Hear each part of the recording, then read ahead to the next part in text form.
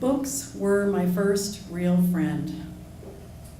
As a kid, I didn't see very well. They didn't figure that out until first grade. And so it's no surprise that books were my first friend. I could hold a book as close to my face as I needed to read, and reading transported me. Books took me places, created other worlds, opened up my imagination. Libraries were a place of magic for me.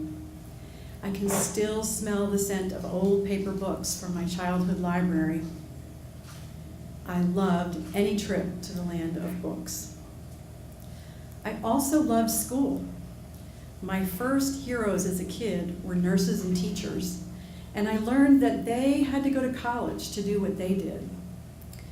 So I knew then that I was meant for college someday. And if college was reading and writing, then it was made for me. I idealized college. I saw ivy-covered walls, old buildings, big libraries, leaf-strewn sidewalks. Picture Harvard or William and Mary. I dreamed of escaping my family, getting away from my town, and being away at college with all the other cool college kids.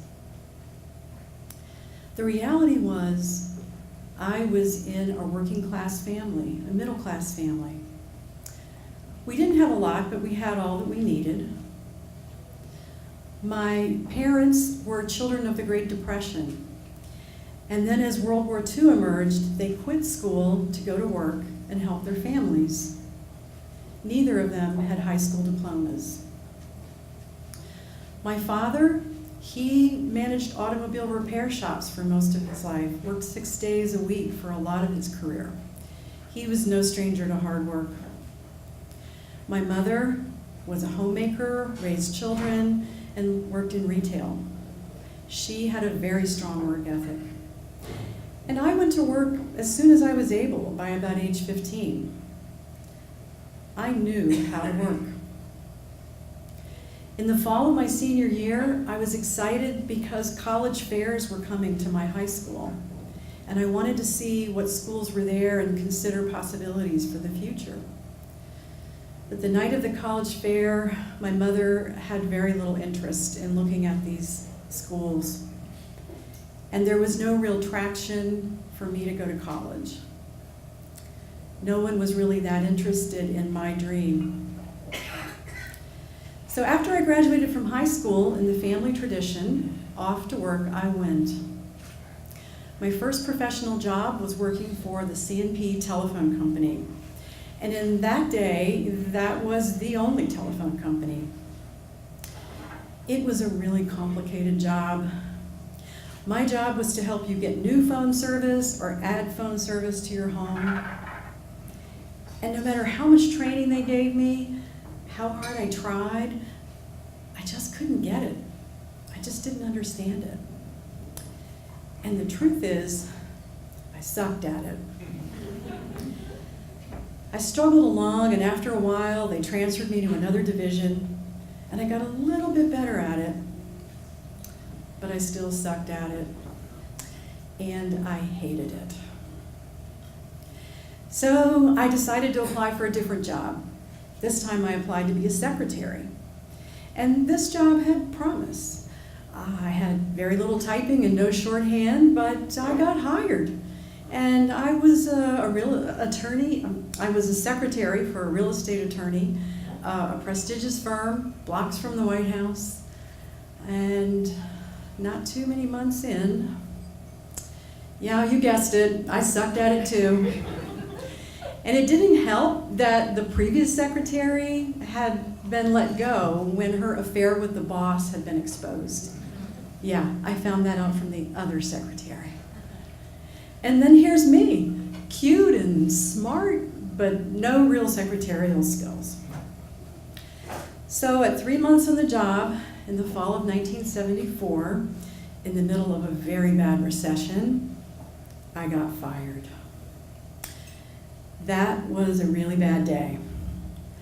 I was so upset, I didn't know what to do next. I had tried to do what my family wanted me to do, and I had failed at it. I felt angry, I was lost, I honestly didn't know what to do with myself. And so I drove home to my family's home in the middle of the afternoon, and I started drinking. Drinking was also a family tradition, so not too out of line. After a while, I lashed out in anger. I started to take my foul mood out on everyone around me. I was cursing. Not my proudest moment. It was not a good scene. My mother stepped in to rescue my family from this inebriated meltdown, and I think I got sent to my room to calm down.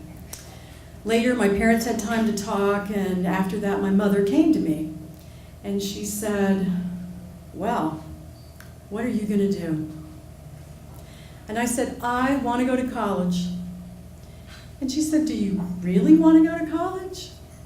And I said, "Yes, yes, yes, really, really. That's all I've ever wanted to do." So the one school in Virginia that took students mid-year was Virginia Commonwealth University. And they had the courses in the major that I wanted to study. I applied to college, and I got accepted. My parents got behind the plan. My mother decided to take a part-time job, and I knew I would work my way through. This was really happening. All the stars lined up, and every preparation was made to head to Richmond in January of 1975. And so we packed my things in the car and headed down, and my parents helped me get everything in the dorm and all settled. And it came time for them to leave. So I walked my parents down to the car, and as they prepared to leave, my father turned to me and he said, "So this is what you want to do. I want you to make me proud. I want to see a degree in 4 years. You are my shining star." And I said, "I will, Daddy, in 4 years. And I am your shining star." As I saw their car recede into the distance, as I saw it fade away, I knew that my life had changed. I knew that my real life, my beginning of my college life, was here, and I was ready. Unfortunately, I didn't get my degree in 4 years. But that's because I was on the 4.5-year plan. And it just goes that way for some of us.